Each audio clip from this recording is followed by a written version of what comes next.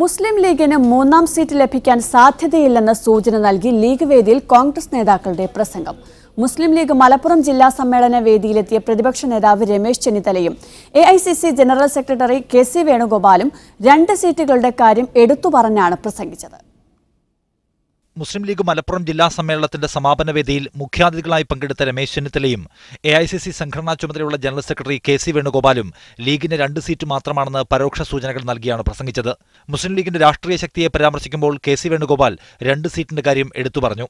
മലപ്പുറത്ത് ഇന്ന് കാണിച്ച ഈ ഐതിഹാസികമായ റാലി തെളിയിക്കുന്നു, 2 സീറ്റിൽ മാത്രമല്ല മലബാറിലെ എല്ലാ സീറ്റിലും കേരളത്തിലെ എല്ലാ സീറ്റിലും UDF-നെ വിജയിപ്പിക്കാൻ സഹായിക്കുന്ന കരുത്ത് മുസ്ലിം ലീഗിനോടൊപ്പം ഉണ്ട് എന്നുള്ള തെളിയിക്കുന്നതാണ് ഈ ജാഥയും പ്രകടനവും.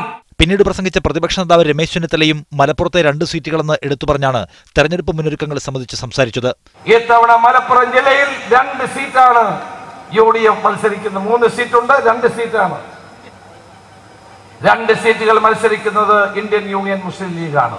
അതേസമയം കേരളത്തിൽ മൂന്നാമതൊരു സീറ്റിന് സമ്മർദ്ദം ചെലുത്തില്ല എന്നാണ് കുഞ്ഞാലിക്കുട്ടി ഉൾപ്പെടെയുള്ള നേതാക്കൾ സൂചന നൽകുന്നത്.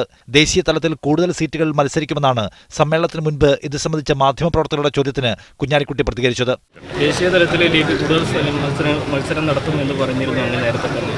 എങ്ങനെയാണ് അതിന്റെ ചർച്ച അതാത് സംസ്ഥാനത്ത് നടക്കുന്നുണ്ട്. ബംഗാളിലും അതുപോലെ മറ്റു ചില സംസ്ഥാനങ്ങളിലും ഒക്കെ നടക്കുന്നതാവും. തമിഴ്നാട്ടിൽ സീറ്റ് ധാരണ ആയി കഴിഞ്ഞു. ഞങ്ങൾ DMK മുന്നണിയിലാണ്. 1 സീറ്റിൽ ലീഗ് മത്സരിക്കുന്നുണ്ട്. അത് തീരുമാനമായി.